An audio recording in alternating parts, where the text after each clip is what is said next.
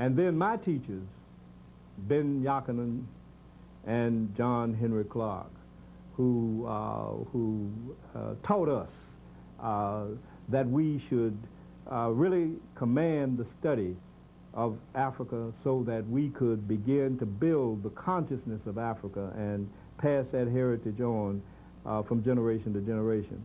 And it is because of the inspiration of people like Sheikh Anta Diop, Ben Yakinen, John Clark, who taught us that we finally formed the Association for the Study of Classical African Civilizations, which is committed to the restoration of African civilization.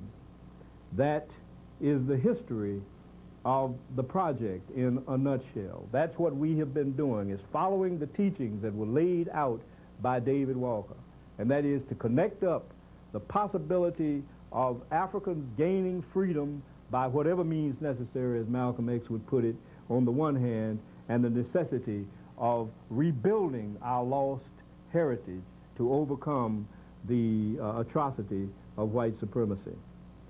And so when we come to the present, we take stock of the project.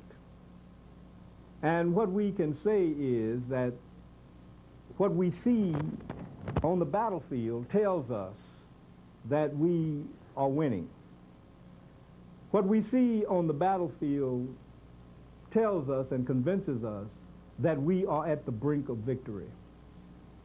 But we are not euphoric because we see that. Because, you see, Africans have had to drink bitter tears in the past, because at the time when our project seemed to be at the peak of success, we've been disappointed because many of our leaders have just at that point faltered. They've had a tendency to want to get it over with and to compromise, and in that compromise we have lost much of what had previously been gained. But this time, through our careful study of history, we are resolved that we are not going to compromise. Our objective is to dismantle white supremacy, and we are not going to stop until it is dismantled. We are not going to accept, let us say, the dismantling of a little white supremacy. That is, the change of one or two things. We are going to accept only unconditional surrender. That is the only terms upon which we can deal. But let us look at that battlefield for a minute. As I said earlier, the present phase of the campaign, the African-centered education movement, began to emerge in the 1980s. And what we saw in the 1980s was the beginning of a response. That is, the European intellectuals were beginning to notice that we were succeeding. And one of the first indications of it was the book published by Alan Bloom, a professor at the University of Chicago, called The Closing of the American Mind. And what Bloom was lamenting in that book was the fact that he felt that black studies and the black studies movement had so intimidated the European intellectual community that the development of the classical tradition of European education had been impaired and restricted. And therefore, they protested and tried to talk the Europeans into coming to grips with that.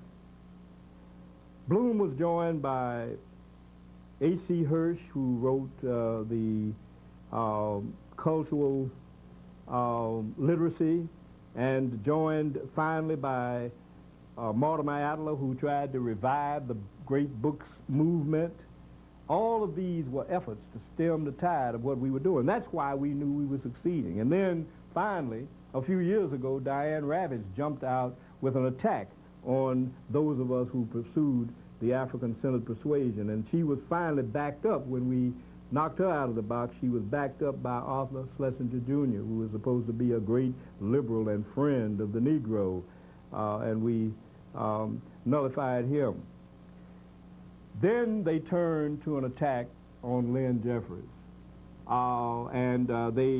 As they turned to the attack on Lynn Jeffries, the European defenders of white supremacy and Western civilization realized that they couldn't win this battle by themselves, and so they have begun to recruit some young African-American intellectuals that they've trained to come out and fight us. And what we would like to do to those brothers and sisters is extend our hands and ask them to leave their masters and come over and join us, because we're on the winning side, and we're on the side that is in favor of all African people. Our movement is succeeding. We have Africans not only in this country, but also in the Caribbean and also on the continent of Africa, talking about African-centered education. We have Africans at all levels talking about African civilizations. And so we know that we are winning, not because the Europeans are fighting. We are winning because the African people are supporting the movement. We have won the battle of the African mind, which is the battle of the 21st century.